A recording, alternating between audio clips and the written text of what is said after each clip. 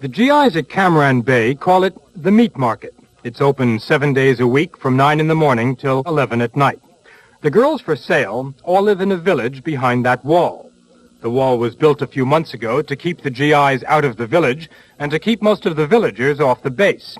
But there's still a perfectly legal way for the Americans to pick up Vietnamese girls. This is how it works. A GI gets a letter of authorization from his commanding officer. He picks his mate, who is then searched for drugs and contraband.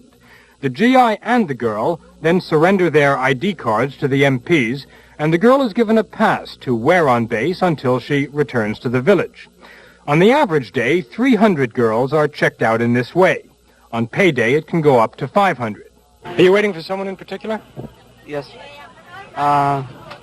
Just one of the girls. How long have you known her? About 5 minutes. Why'd you come down today?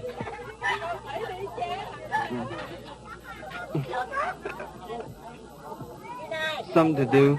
The commanding officers realize there's a serious VD problem at Cam Ranh, and that the guest system, as it's called, probably contributes to it.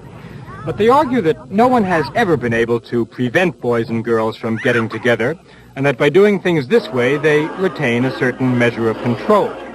The MPs, for example, know exactly which girls are on base at which time with which escorts.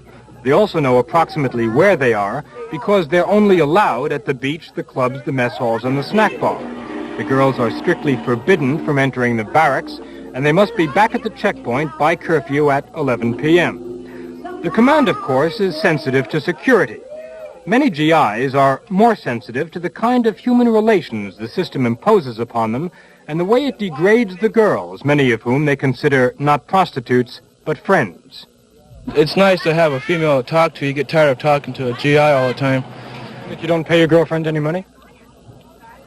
No comment on that. I don't pay him directly. I'll take him out, buy him food, or buy him an umbrella or a purse or something. But as far as the direct money exchange goes, I can't see that. Some GIs do it, and it's a girl's living. I mean, this is their living right here, being a boyfriend to a GI. The ranking officers at Cam Ranh don't view the meat market as a particularly wholesome affair, but they say, consider the alternatives. Let the GIs into the village and forfeit all control over security and drugs. Discontinue the so-called guest system altogether and make morale worse than it already is. Of course, the VD problem could be controlled by giving the girls regular medical checkups, but that would put the Army in the position of supervising prostitution, and American public opinion might not be quite ready for that.